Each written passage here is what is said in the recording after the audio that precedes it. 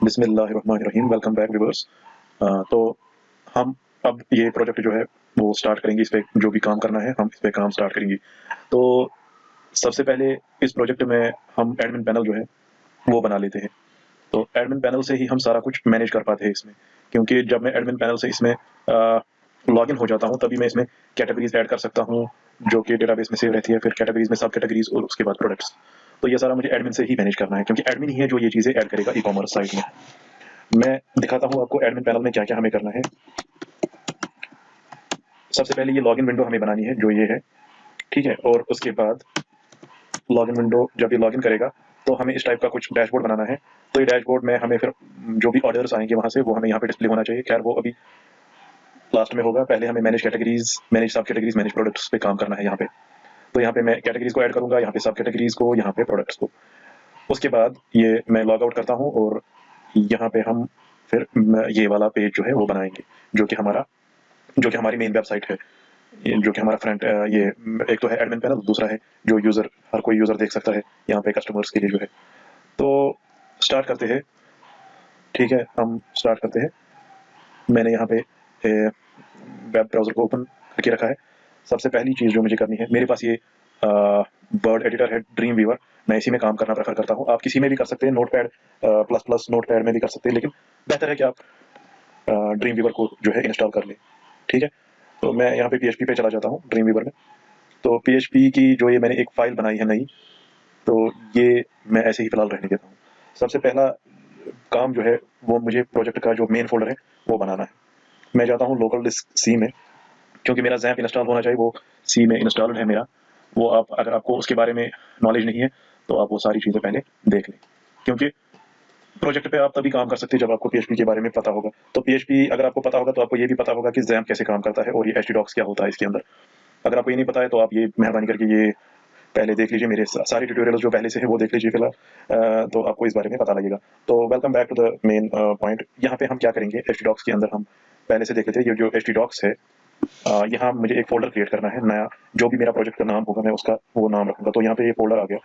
यहाँ पे मैं जो है प्रोजेक्ट का नाम जो है वो रखूँगा इस फ़ोल्डर को, ठीक है। मैं इस फ़ोल्डर को नाम रखता हूँ ई-कॉम, ई-कॉम प्रोजेक्ट, ठीक है। ई-कॉम प्रोजेक्ट में मेरा जो फ़ोल्डर का नाम है वो है ई-कॉम प्रोजेक्ट। तो ई-कॉम प्रोजेक्ट जो है वो यहाँ पे आ गया। ई-कॉम प्रोजेक्ट में यही मेरा जो है प्रोजेक्ट जो है ये यही है। तो मैं देख लेता हूँ यहाँ पे ई-कॉम प्रोजेक्ट का स्टेटस क्या है। Local host e-com project. तो फिलहाल मेरे पास इतना सा आ गया, ठीक है। अब मुझे ई-कॉम प्रोजेक्ट के अंदर डिफरेंट काइंड्स ऑफ फोल्डर्स बनाने हैं जिनके अंदर मेरा कोड रहेगा, जिनके अंदर मेरा सारा कोड रहेगा, जिसकी वजह से मैं पूरा का पूरा जो है पैकेज वो बना लूंगा। तो सबसे पहला फोल्डर जो मैं बना दूंगा यहाँ पे वो बना दूंगा मैं कैटलॉग। कैटलॉग में वो वाला कोड रहेगा जो रिपीट होता है। उसके बाद मॉडल के लिए अलग से फोल्डर, मैं इसमें MVC पैटर्न का ले रहा हूँ, तो मैं मॉडल का अलग से फोल्डर बनाऊंगा जिसमें मॉडल वाले कोड रहेंगे, यानी कि वेरिएबल्स जो हम रिसीव कर रहे हैं वो वाला कोड रहेगा, और व्यू और कंट्रोलर। अब देख लीजिए मैं क्या क्या फोल्डर इसमें बना लेता हूँ, आप भी सेम वैसे ही बना लीजिए। मैं यहाँ पे फोल्डर्स पे जाता हूँ, एक फोल्डर क्रिएट किया, 2 3 4, मैं कुछ 10-15 फोल्डर्स यहाँ पे क्रिएट करता हूँ, ठीक है। तो इसका नाम मैं रख लेता हूँ कैटलॉग। कैटलॉग। तो याद रखिए मैंने आपको पहले ही बोला कि हमें एडमिन जो है, जहाँ पे हम मैनेज प्रोडक्ट्स करेंगे, मैनेज कैटेगरीज करेंगे, मैनेज सब कैटेगरीज करेंगे, वो हमारा एडमिन फोल्डर है। तो हमें एडमिन के लिए भी यहाँ पे एक फोल्डर बनाना पड़ेगा जहाँ पे हम एडमिन वाली जो है, एडमिन वाली साइट वो बना लेंगे। फिलहाल ये मेन डायरेक्टरी है, ठीक है। फिलहाल ये मेन डायरेक्टरी है। ई-कॉम हमारा रूट डायरेक्टरी है और ये उसके अंदर डायरेक्टरीज है। रूट डायरेक्टरीज के अंदर ये वाली डायरेक्टरीज रहेंगी। फिर मैंने पहले ही कहा कि मैं इसको MVC पैटर्न पे बनाऊंगा। तो यहाँ जो है यहाँ मैं नाम रखूंगा मॉडल, MODELS, मॉडल। मॉडल रख लेते हैं मॉडल। व्यू, व्यू के बदले में यहाँ पे नाम रखूंगा HTML, क्योंकि व्यू जो है वो सारा HTML होता ही है। मतलब मॉडल व्यू कंट्रोलर के बारे में अगर आपको पता है तो ठीक है, अगर नहीं पता है कोई बात नहीं, आप समझ जाएंगे इस प्रोजेक्ट के अंदर। मॉडल, व्यू और कंट्रोलर। मॉडल हो गया जो मुझे वैल्यूज रिसीव करने हैं और जो मुझे भेजने हैं, तो वो मॉडल में रहेगा। और व्यू में हो गया जो यूजर को जो यूजर के पास अपीयर हो जाएगा स्क्रीन पे, वो वाला कोड, यानी कि उसमें HTML के फॉर्म्स वगैरह रहते हैं, ठीक है। और यहाँ पे फिर कंट्रोलर, कंट्रोलर में हो गया जहाँ पे सारा प्रोसेस होता होगा, जो भी लॉजिक अप्लाई करना होगा हमारे कोड में वो कंट्रोलर में रहेगा। Controller, controller, model view controller आ गया हमारे पास। इसके बाद मॉडल व्यू कंट्रोलर, उसके बाद डेटाबेस कनेक्शन के लिए मैं एक फोल्डर बनाऊंगा जिसमें मैं डेटाबेस के साथ जो है कनेक्शन जो एस्टेब्लिश करेंगे, जो वो वाला कोड होगा हमारा वो इसमें रहेगा। Persistence PRSISTEANC persistence. परसिस्टेंस में हमारा वो वाला कोड रहेगा जो कि डेटाबेस के साथ डील करेगा। परसिस्टेंस ये बार बार रिपीट हो जाएगा, इसीलिए मैं इसको इन फोल्डर्स में रख लेता हूँ। तो मैं एक्चुअल में मैं ये फोल्डर्स क्यों बना रहा हूँ, मैं कोड को डिवाइड करना चाहता हूँ। जो इस कंट्रोलर वाला कोड होगा वो इसमें लिखेंगे, व्यू वाला कोड जो है वो इसमें लिखेंगे, ठीक है, और मॉडल वाला कोड जो है वो मॉडल में लिखेंगे। इसी तरह डेटाबेस रिलेटेड कोड परसिस्टेंस में लिखेंगे। इसी तरह यहाँ पे मैं इंक्लूड्स एक फोल्डर बना लेता हूँ। इंक्लूड्स में कुछ चीजें हैं, जैसे जैसे हमें सेशन को स्टार्ट करना होता है, कुछ चीजें जो इंक्लूड करनी पड़ती है, तो वो मैं इंक्लूड्स में लिखूंगा वो वाला कोड। सेशन सिक्योरिटीज होंगी कल को हमारे प्रोजेक्ट्स में, तो वो इंक्लूड्स में आएगा। तो ये आप कोई भी नाम रख सकते हैं। मैं ये जस्ट प्रोफेशनल वे है, ऐसे हम फोल्डर्स क्रिएट कर सकते हैं जब भी हम कोई प्रोजेक्ट बनाते होंगे। तो यहाँ पे इंक्लूड्स लाइब्रेरी, ठीक है, मैं एक और फोल्डर बनाता हूँ LIBRARY लाइब्रेरी। लाइब्रेरी में वो वाला कोड रहेगा, मतलब इसमें जैसे राउटिंग करनी होगी, मतलब आपको राउटिंग करनी होगी, मतलब आपको देखना होगा कि अगर लिंक में कोई ऊपर कोई लिंक में कुछ स्लग आ गया या कुछ कोई वर्ड आ गया, तो उस वर्ड पे कौन से पेज पे रिडायरेक्ट होना है, तो उसको बोलते हैं राउटर। मतलब अगर यहाँ पे एडमिन आ गया ऊपर, तो एडमिन पेज पे जाना चाहिए। अगर यहाँ पे प्रोडक्ट्स आ गया, तो प्रोडक्ट्स पेज पे जाना चाहिए। अगर यहाँ पे अबाउट अस, जैसे होता है वेबसाइट्स में अबाउट अस होता है, होम पेज होता है, अबाउट अस होता है, और होता है कॉन्टैक्ट अस। तो पर्टिकुलरली हम उनको राउट करते हैं। अगर अबाउट पेज क्लिक हो जाएगा तो अबाउट पेज खुलेगा, तो उसको राउटिंग करनी पड़ती है, तो उस वाली कोड को हम रखेंगे लाइब्रेरी में। इसी तरह यहाँ पे और एक फोल्डर बनाएंगे हम, जिसका नाम मैं रखूंगा प्रोसेस।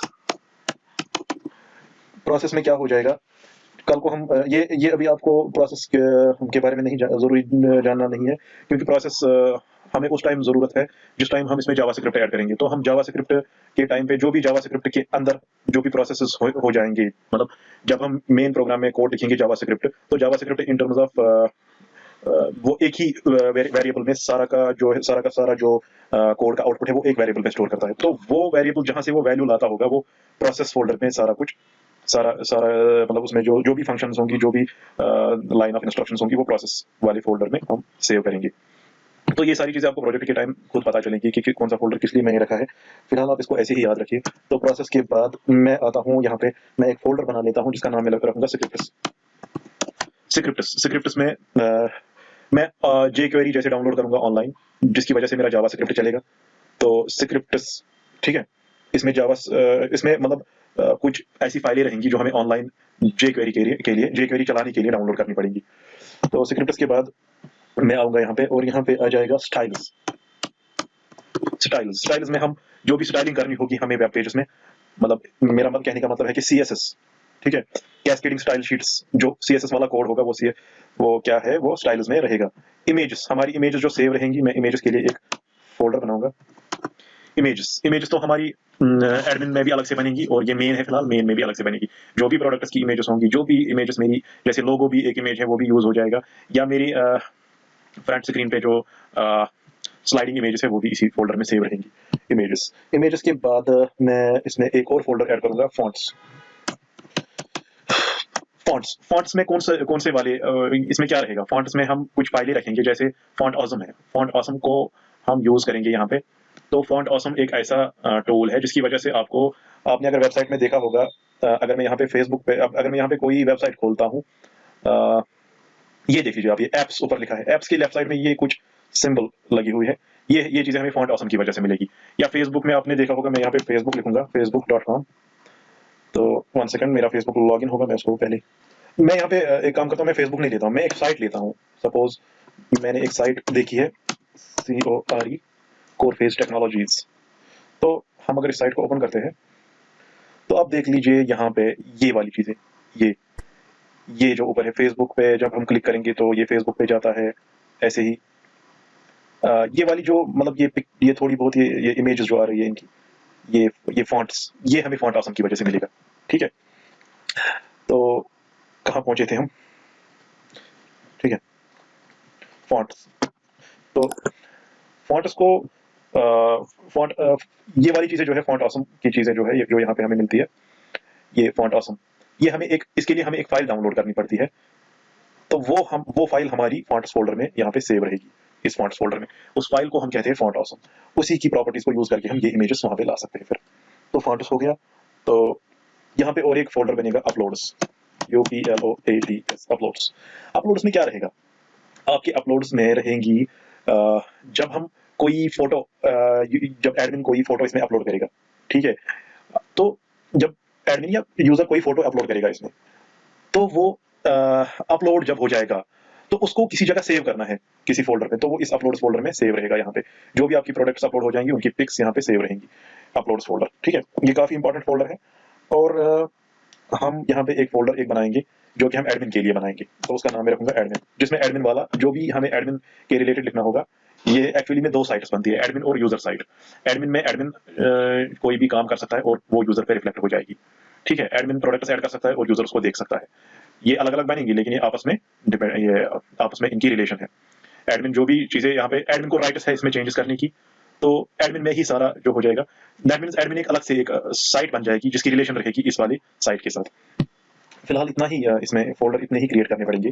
तो आगे जो भी हमें फोल्डर्स क्रिएट करने पड़ेंगे वो हम आगे करेंगे इसमें। तो यहाँ पे हम अगर इसका देख लेते हैं, यहाँ पे इसमें फोल्डर में अभी हम डायरेक्टली जाते हैं ईकॉम प्रोजेक्ट पे, रूट फोल्डर पे। ये हमारा रूट फोल्डर है, ईकॉम प्रोजेक्ट मतलब मेन फोल्डर है। इसके अंदर ये वाली फोल्डर्स हमने बनाई। दैट मींस फोल्डर यहाँ पे क्या है, पेरेंट डायरेक्टरी। पेरेंट डायरेक्टरी क्या है, यहाँ पे जो पेरेंट डायरेक्टरी है, पेरेंट डायरेक्टरी इसको रिप्रेजेंट करती है ईकॉम। ये हमारी पेरेंट डायरेक्टरी है और जो ये है ये हमारी बाकी डायरेक्टरीज है। पेरेंट डायरेक्टरी मतलब रूट डायरेक्टरी भी कह सकते हैं, ठीक है। और ये डेट्स भी शो कर रहा है, किस डेट को कितने टाइम पे ये डायरेक्टरीज बनी है, ठीक है। ये डायरेक्टरीज दो चीजें होती है, एक तो डायरेक्टरीज होती है, ये डायरेक्टरीज है, और एक चीज होती है फाइल्स। इसके बाद हम फाइल्स पे आते हैं। फिलहाल हमने डायरेक्टरीज क्रिएट की, इसके बाद हम फाइल्स क्रिएट करेंगे। और हमें और एक चीज यहाँ पे एडमिन जो है अभी हमारा सारा एक्सेसिबल है। देखिए आप ये भी एक्सेस कर रहे हैं, हम सारे फोल्डर्स हम एक्सेस कर रहे हैं। इसको हमें क्या करना है आगे, इसको हमें एक्सेस रोक देनी है। हमें ये मतलब हमें ऐसा कुछ नहीं करना है कि ये फोल्डर जो है ये कोई यूजर एक्सेस ना कर पाए, ये खाली उसी टाइम एक्सेस हो जाए जब प्रोग्राम की वजह से ये किसी जगह हम एक्सेस करना चाहेंगे। तो फिलहाल आप उतना इसमें डीप मत जाइए, फिलहाल आप मेन मेन चीज इसमें अंडरस्टैंड कीजिए क्या क्या क्या होता है। ये सारे फोल्डर जो है इनको मैं कॉपी करता हूँ, ठीक है, इनको मैं कॉपी करता हूँ। ये सारे फोल्डर जो है इनको मैं कॉपी करता हूँ और एडमिन फोल्डर के अंदर पेस्ट करता हूँ, क्योंकि एडमिन में भी मुझे ये सारे फोल्डर्स बनेंगे। क्योंकि एडमिन में मैंने आपसे पहले ही कहा था, आपको पहले ही कहा था कि एडमिन एक इस साइट में मेरी अलग से एक साइट बन जाएगी जिसकी रिलेशन रहेगी इस मेन साइट के साथ। और उसमें एडमिन क्या रिलेशन रहेगी, वो रिलेशन रहेगी कि एडमिन कोई भी चेंज करेगा, कोई भी चीज ऐड करेगा, वो मेन जो है साइट उसमें रिफ्लेक्ट हो जाए। एडमिन में हमें कैटलॉग की जरूरत नहीं है, मैं इसको डिलीट करूंगा। मैं आपको बाद में बोलूंगा कि किस किस चीज की जरूरत है, ये हमें ये आपको खुद समझ में आ जाएगा जब आप प्रोजेक्ट पे काम करेंगे। तो कंट्रोलर की जरूरत है, फॉन्ट्स की जरूरत है, आई थिंक वही है, फॉन्ट्स की जरूरत नहीं है इसमें। तो जब जरूरत पड़ेगी तब लाएंगे यहाँ पे फॉन्ट्स, फिलहाल नहीं है जरूरत। HTML की जरूरत है, इमेजेस की जरूरत है, इंक्लूड्स नहीं, लाइब्रेरी यहाँ पे जरूरत नहीं है, मॉडल यहाँ पे जरूरत है क्योंकि एडमिन का अलग से मॉडल, वेव और कंट्रोलर बन जाएगा और इसकी अलग से इमेजेस रहेंगी। ये सीधा है, सिंपल है। कंट्रोलर जब भी कोई साइट बनती है, कंट्रोलर मॉडल मतलब मॉडल वेव कंट्रोलर रहता है, मॉडल वेव और कंट्रोलर और इमेजेस रहेंगी। परसिस्टेंस डेटाबेस तो एक ही बार कनेक्ट हो जाएगी, वो वहां पे भी हम एक्सेस कर सकते हैं, उसको मैंने डिलीट किया। प्रोसेस एडमिन का अलग से प्रोसेस रहेगा, वो रहेगा। स्क्रिप्ट्स इसमें अलग से जावा स्क्रिप्ट चढ़ेगा, हाँ ये भी रहेगा। स्टाइल्स एडमिन की अलग से स्टाइलिंग होगी, इसमें अलग से CSS होगा तो हो जाएगा। अपलोड इसमें जरूरत नहीं है। क्यों अपलोड क्यों नहीं जरूरत है, क्योंकि अपलोड जो है वो हम मेन फोल्डर में भी कर सकते हैं। जो भी अपलोड करना होगा चाहे एडमिन ही अपलोड क्यों नहीं करे, क्यों ना करे, एडमिन अपलोड करेगा लेकिन वो रिफ्लेक्ट हो जाएगा मेन साइट पे, तो अपलोड की जरूरत हमें मेन साइट में पड़ेगी। तो फिलहाल हम देख लेते हैं अब इसका आउटपुट। यहाँ पे हम आते हैं और एडमिन में जाते हैं। देखिए एडमिन की अलग से, एडमिन यहाँ से अलग से एक पेरेंट डायरेक्टरी बन जाती है, ये एडमिन, ठीक है। तो एडमिन में ये वाले फोल्डर जो है वो हमने बना लिए हैं। अब एक चीज आप यहाँ पे ख्याल रखिए, वो ये है कि हर किसी अगर हर किसी साइट का एक डिफॉल्ट पेज होता है, मतलब इंडेक्स पेज होता है। यहाँ पे भी अगर हम इंडेक्स पेज बनाएंगे तो ये सारे फोल्डर्स शो नहीं होंगे। जब भी आप ईकॉम प्रोजेक्ट को लोड करेंगे तो ये सारे फोल्डर शो नहीं होंगे। तो आपका index.php जो होगा वो डिफॉल्ट पेज उस टाइम होगा। अगर मैं इसमें एक फाइल यहाँ पे ऐड करूँ index.php, तो आपकी ये सारे फोल्डर जो है ये आपको डिस्प्ले नहीं होंगी। आपकी डिफॉल्ट पेज होगी वो index.php होगी। दैट मीन्स जब मैं ईकॉम प्रोजेक्ट ऊपर यहाँ पे एंटर करूंगा तो आपका यहाँ पे जो पेज होगा, पेज में आपका index.php लोड हो जाएगा। अगर आप PHP के नाम से कोई और फाइल बनाएंगे तो वो लोड नहीं हो जाएगी। देखिए मैं आपको प्रैक्टिकली ये चीज दिखाता हूँ कि अगर ड्रीम व्यूवर में जाके हम यहाँ पे इसका यहाँ पे एक फाइल बना लेते हैं PHP, लेकिन मैं इसको index.php सेव नहीं रखूंगा, मैं इसको कुछ भी किसी दूसरे नाम से सेव रखूंगा। मैं सेव करता हूँ, इसको मैं सेव करता हूँ ecom प्रोजेक्ट के रूट फोल्डर में। ये रूट फोल्डर है, तो E3 मैं सेव करता हूँ यहाँ पे। मैं इसका नाम लिखता हूँ सपोज abc.php, बट ये काम नहीं करेगा, ये इसका डिफॉल्ट पेज नहीं बन जाएगा। क्यों? क्योंकि हमें abc नहीं लिखना है यहाँ पे, हमें index.php लिखना है। मैं सेव करके आपको दिखाता हूँ। मैंने सेव किया और मैंने यहाँ पे रिफ्रेश किया और यहाँ पे आ गया abc.php, जो कि एक फाइल है, जो कि मेरे पास एक abc.php, मेरे पास एक ये डायरेक्टरी नहीं है, क्योंकि ये फोल्डर नहीं है, ये एक फाइल है। ये डायरेक्टरीज है और ये फाइल है, लेकिन ये फाइल डिफॉल्ट फाइल नहीं आ गई। जब मैंने ecom प्रोजेक्ट के ऊपर क्लिक किया तो मुझे ये सारे फोल्डर जो ये वैसे ही आ गए। लेकिन मैं क्या चाहता हूँ कि यहाँ पे अगर abc के बदले हम index.php लिखेंगे, तो index.php आपका डिफॉल्ट जो है वो लोड हो जाएगा पेज उस टाइम। अब मैंने abc यहाँ पे लिखा, मैं इस abc को डिलीट करता हूँ वापस, मुझे इसकी जरूरत नहीं है। मुझे यहाँ पे इंडेक्स ही लिखना है, मैं इसको डिलीट करता हूँ। abc.php को मैंने डिलीट किया। अब मैं इसी पेज को दोबारा सेव करता हूँ। मैं यहाँ पे नया पेज बना लेता हूँ, php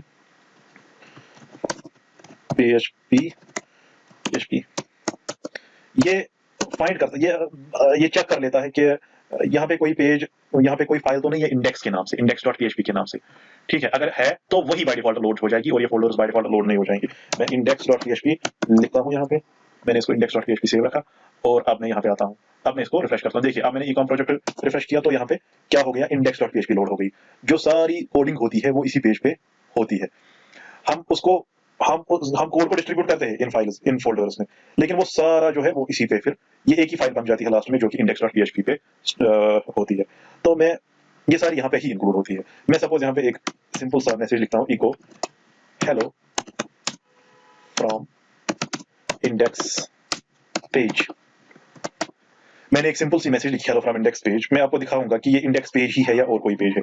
अब मैं यहाँ पे जाता हूँ, यहाँ पे देखिए, अब मैंने ऊपर ecom प्रोजेक्ट पे क्लिक किया तो यहाँ पे आ गया hello from index page, hello from index page. ठीक है, यहाँ पे क्लिक करते ही यहाँ पे आ गया हेलो फ्रॉम इंडेक्स पेज, क्योंकि बाय डिफॉल्ट हमारा इंडेक्स पेज ही लोड होता है। अब आप देख लीजिए, अब अगर हम ऐसे जाते हैं ecom प्रोजेक्ट में, ये ecom प्रोजेक्ट है, ecom प्रोजेक्ट में हम अगर हम एडमिन को एक्सेस करते हैं तो एडमिन की सारी डायरेक्टरीज आ गई। ठीक है, तो इसी तरह अगर हम यहाँ पे कैटलॉग को एक्सेस करना चाहते हैं तो हम जाते हैं CATALOG कैटलॉग, तो कैटलॉग की डायरेक्टरी जो है वो ओपन हो गई। ठीक है, तो इसमें साइज ज्यादा हो गया, तो क्या है, कैटलॉग की जो ये है डायरेक्टरी वो ओपन हो गई। तो आगे आने वाले लेक्चर में हम इस चीज को रोकेंगे, हम इन फाइल्स और डायरेक्टरीज का जो एक्सेस है वो रोकेंगे। तो फिलहाल आज के इस लेक्चर में इतना ही। Thank you.